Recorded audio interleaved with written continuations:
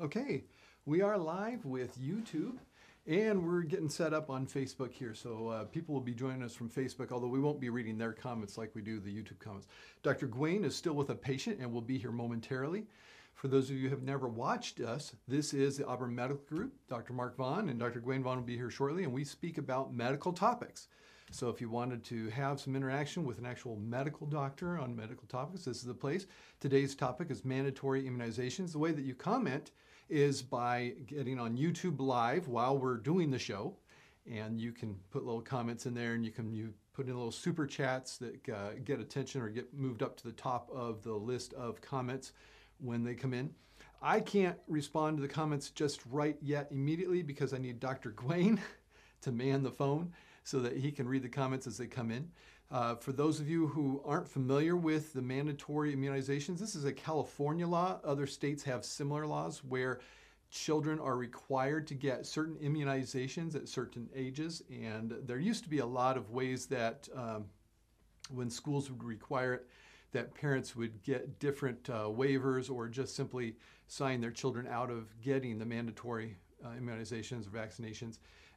What's mandatory, of course, can vary from state to state, but generally it'll be the ones that are recommended by the Centers for Disease Control.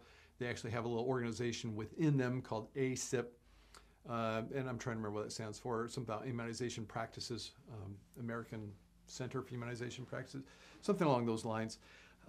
If you wanted to go to the source for a lot of this information, it's simple to go to cdc.gov, and that's the Centers for Disease Control and Prevention's website.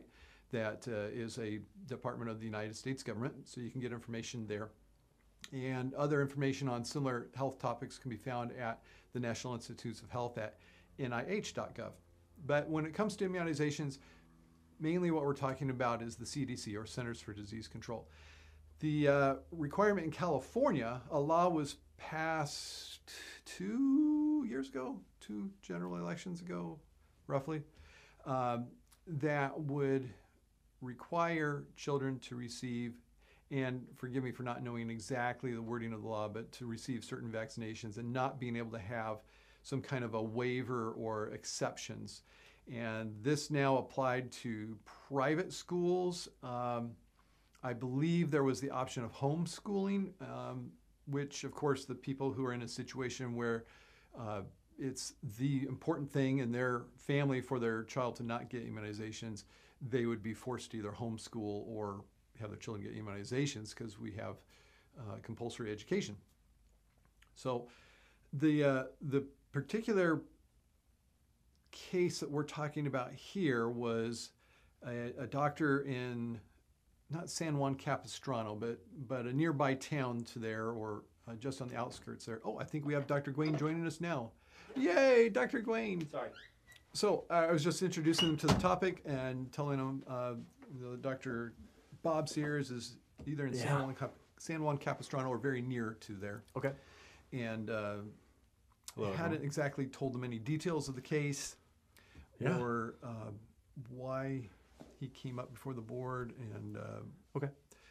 But while Dr. Gawain fills you in a little bit on that, I'm going to see if I can get our Facebook folks to join us. So if you can do that, excellent. I will be operating something here.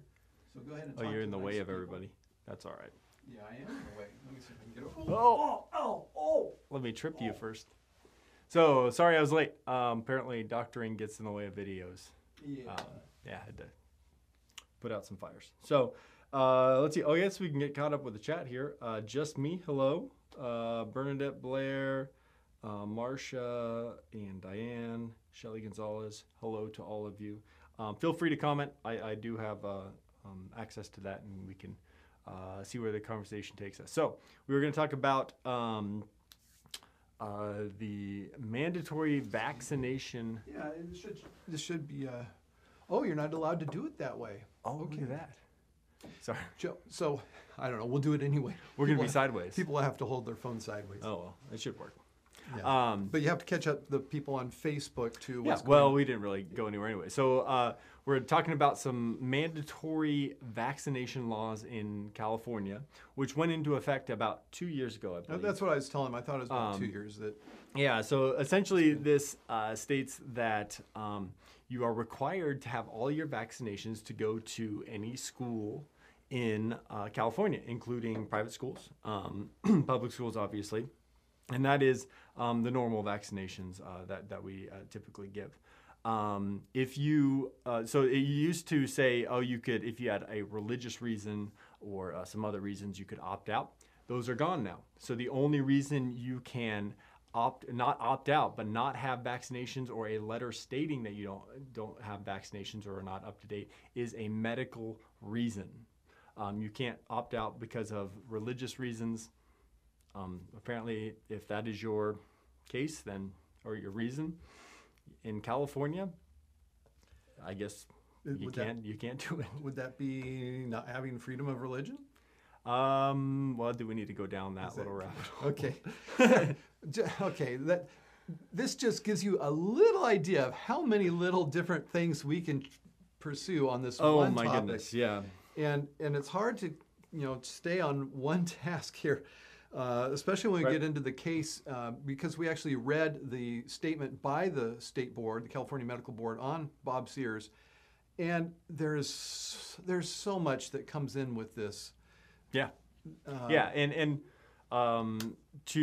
as a prelude, we do immunizations here. We do believe that they help people, that they have lengthened life and made some diseases completely unheard of now. There's some great research.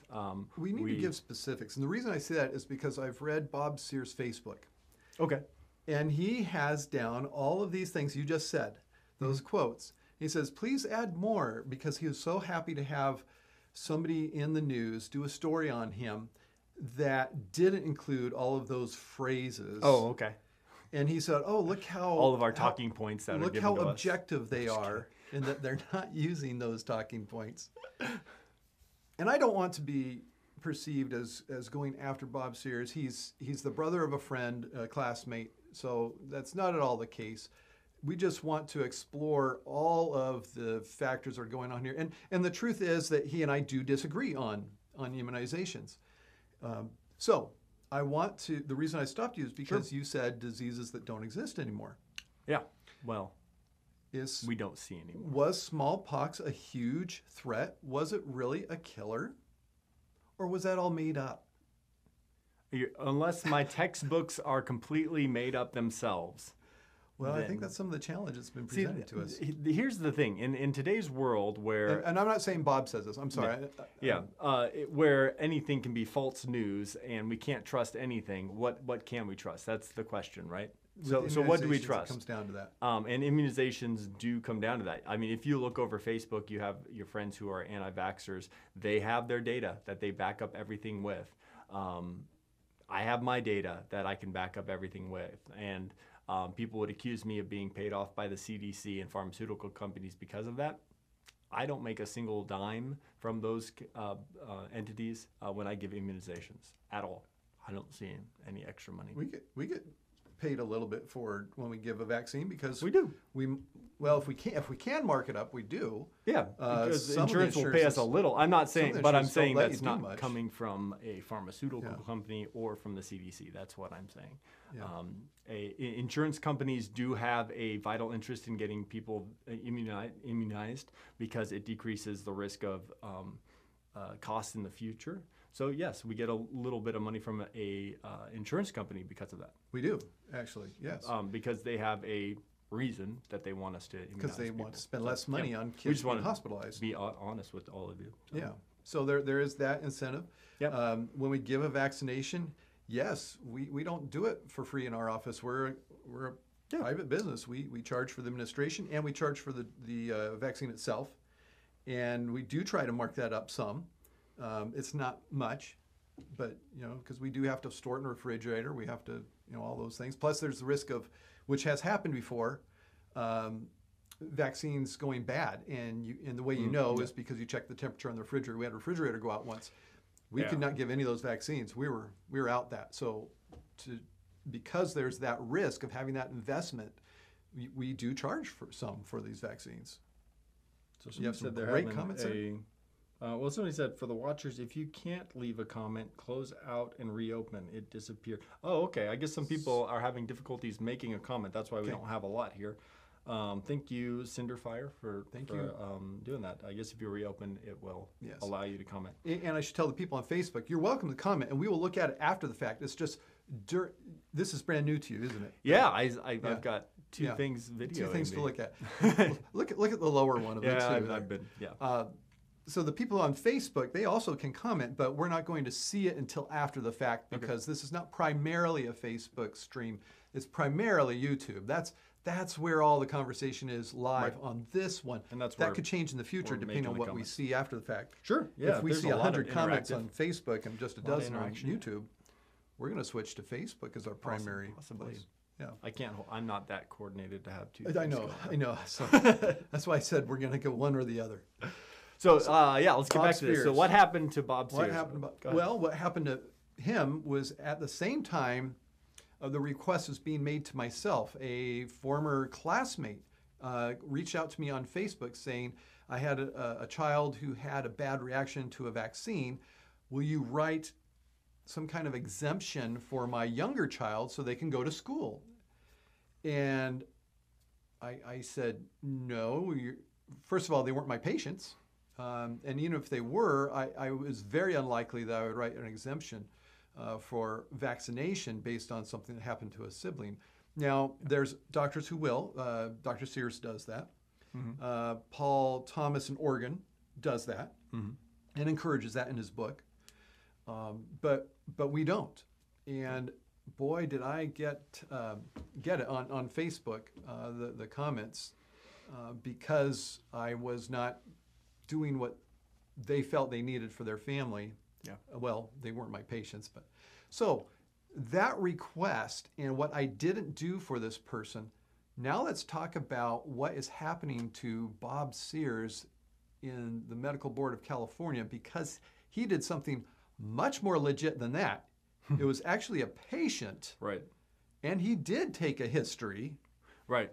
He just didn't have the old medical records. Exactly. And yet he still had this happen, plus he has 4 more cases coming after this that are all lined up for the same thing. Yeah, a bunch. Writing some kind of exemption recommendation, I guess some kind of a letter of exemption to a court. I think it's just a letter that they need for schools. I don't know if it's. I thought it went to some kind of a court, but it was for school anyway. Right. And so that's ultimately where it was supposed to take effect. Did you want to take over on that? Or are you going to? I was just making sure that this was working. Sorry. So around the time I was being asked to do this, Bob Sears did it the legit way. He examined the patient. Actually the patient themselves had the reaction, if I'm not mistaken, not just a sibling, but on his, it was the patient themselves that had the reaction. Yes, it was. He took the history, wrote the letter, and now, a couple of years later, he gets a judgment that his license is on probation. Right. And he's not allowed to supervise physician assistants or nurse practitioners during this 35-month period. He has to do ethical and educational, supplemental educational activities in addition to what you normally have to do for keep up your license. And then what was the last one? Oh, he has to submit to having another pediatrician review his record. It can't be somebody related or in his practice or that he has some kind of relationship with. It has to be another. But he said it could be one of his choosing in his Facebook post. Oh, okay. And then he's got these other cases coming. So in his Facebook post, he talks about how this is happening because, and he says the judgment was because he didn't get the old records of this reaction. He took the history from the mother of the patient. That's legit. Sure. But didn't consult the actual, get the hold of the records and read them. There were some other things with this case, though. Yeah. And he did admit to them in the Facebook. You know, the thing about the injury with the hammer? Yes.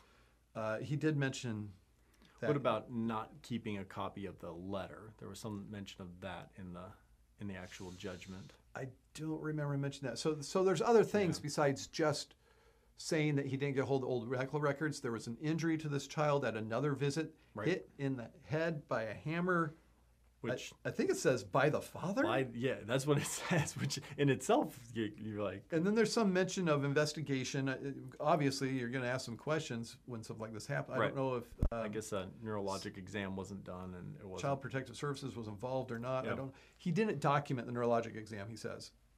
Yes, that's what he says. He did it. He says it wasn't documented, and that I made a mistake not documenting it. That would be a mistake, yes. That would be a mistake to not document a neurologic exam when a kid gets hit in the head with a hammer. Mm-hmm. Yes, that would be. But we'll give him the benefit of the doubt and say that he did the exam. I sometimes do that. But there's a small part I don't document, yes. Not anymore after this. Yeah. Write it all down. Every single, yeah. And then he gets this judgment against him. Was there something else in it that? I think we hit all. Oh yeah, you said he didn't keep a copy of the letter that he sent. He wrote this letter. You got to keep a copy of everything. And actually, that changes the way I do things now. Because I used to say I fill out things for papers and say take this to the front and have them make a copy. From now on, I'm walking that to the front of the office and making sure they make a copy. I had to do that today actually with some paperwork, and I handed it to because I want to make sure that in no way is that being bypassed. So if you come to our office and we fill out some paperwork for you at the visit, don't be offended that we walk it up ourselves and have it scanned in. If you start to be offended by that, think of Bob Sears. Right. Yes. Somebody asked if immunizations are required to attend school in all 50 states. No. Just certain states. I know California is one of those, obviously, because that's where we are. I can't speak of any other ones. I actually don't know of any others, but I'm sure there are others that make that requirement. Yeah. So should we start talking about personal freedoms? Should we talk? Before we get to it, since we're doctors who give immunizations and believe in giving the immunizations, let's point out something here. There are dedicated healthcare workers all over the world in regions of war and in very difficult parts of the world right now eradicating polio. That's something that who's the big polio? Sabin? Rotary. Oh, you're talking about now, currently. I thought you meant like who developed it. Oh, no, Salk. Yeah. Sabins is the guy that does leadership at Placer High School. Well, he does, but he was the guy going against Salk. Anyways. Okay. Different Sabins. Yes. These people are going... So the only places that, which disease was I talking about? Polio. Only places where polio still exists. I think there's a location in Africa possibly still, or they may have done it there. And it was some area that's very hard to get to because of great civil unrest. And then Afghanistan, Pakistan, and possibly around the border area. Not a real easy place to work. If you remember what happened the last 15 years in that region, it's kind of hard to get around and do your job, and these people are just dedicated to eliminating polio. That's that's the place where it's still left. This can be like smallpox. We're pretty sure that it can. Does it have a natural reservoir outside of humans? I don't believe so. No. Pretty confident on that. So we are close, and that's polio. Well, polio is not one of the ones that really comes into this whole anti-vaccination argument, although it's involved because there's people who don't get any vaccinations. They lump them all together. Right. For those people, we would absolutely want them to take any that they will, and if polio is one of them they'll take, please do. So my point is, we have these dedicated people out there in the hardest places to exist and work, making sure that all the kids get vaccinated. And then we in the United States have the luxury of just kicking back and saying, hey, thanks for doing that so my kid's not at risk of getting polio, but I'll just excuse my children from getting vaccinated and put everybody else at risk. Now, you might wonder, how do they put other people at risk when other people are getting vaccinated? Here's how. There's this concept called herd immunity, where you have a certain percentage of everybody vaccinated, and when you reach that percentage, you really don't get outbreaks. Yep. But if you get below whatever that percentage is, and we don't always know, right? But you know when it happens because you start to see outbreaks. It's measles that we're seeing it with. Right. You start to see these measles outbreaks, and they spread even though people are vaccinated. Why? How does that happen? Because not everybody will mount an immune response to a vaccination. They're not 100%. And the reason, one of the big reasons for vaccinations is not so much for the healthy, but for the unhealthy. Yes. There are kids out there who really cannot get vaccinations because they don't have healthy immune systems. Yeah. And flu is a big one for this. And they can die from some of these things, and they just can't get immunized. So that's where herd immunity comes in as well for the population that is a little more vulnerable to getting these diseases. We actually did have a recent outbreak of measles. Yes. There were 5 cases in San Francisco and 1 case in Lake Tahoe, which they linked back to those cases. One of those kids that visited in San Francisco. So is measles gone? Nope. Not gone. But measles has now reached the point where we have dropped below that level of herd immunity, and we're starting to see it pop up. So we're even vaccinating all of our middle-aged people, everybody in the 40s and 50s against MMR. Yeah, that's a new thing that we're and that is a new thing. Checking everybody to see, do you remember, did you get MMR when you were a kid? Right. I'm not sure. Well, if you're not sure, update you.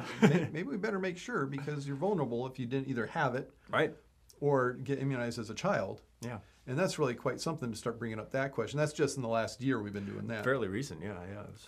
But thankfully, most people say, yeah, my parents got all the vaccines. And if they have a pretty good, solid, yeah, we got all the recommended vaccines, I'm going with that. I'm not testing or re-immunizing. Yeah. But if they say, no, we were in such and such situation where that wouldn't have been automatically the thing, then, well, we need to either test or just go ahead and get you immunized. Mm-hmm. Do we want to talk about autism? I think we've talked about that before. So the big studies that said that autism was linked to immunizations was by I'm going to forget his name now, an English doctor who now has lost his license. Yeah, we're not supposed to say that either. That was another quote. Oh, I'm not supposed to say. Apparently, these talking points are just my talking points. And this guy who lost his license because he falsified data, that's just a talking point. I mean, never mind the fact that he actually lost his license and can no longer. And it's pertinent to this thing because that's because he was saying that there was a link between vaccines and autism. That's the concern. That children about the age of when they get vaccines is about the age that you start to notice the features of autism. Right. And as vaccines have gone up, MMR, which is given first time at age 1. And as vaccines have gone up and been given to everybody, that's the same time that we see a rise in diagnosis of autism. Yeah. So is that causation or correlation, right? That's always the question. Studies have shown us that it is not causation. There is no cause. There was a time where people were really concerned about some of the ingredients in vaccines, specifically, thimerosal. Thimerosal. That is not in any vaccines except for the flu vaccine. And even then, there is a preservative-free flu vaccine that has not even no thimerosal. So, but it's not in any. But thimerosal is not a form of mercury that can hurt you. It's not. And actually, the amount of mercury that was thimerosal mercury, put that in quotes because it's not actually, shouldn't call it mercury. Was the parts per million. It was actually less than you get in a normal daily dose of just eating normal foods. Yeah, it is absolutely ridiculous for us to even have preservative-free it is forms. And so that's why we're not doing it in our office anymore, because there is no evidence for it. Mm-hmm. So if somebody has a hang up with that, we're okay with them going somewhere else based on that, because that's such a level of distrust of us evaluating the data that there's not a therapeutic relationship there. Yeah.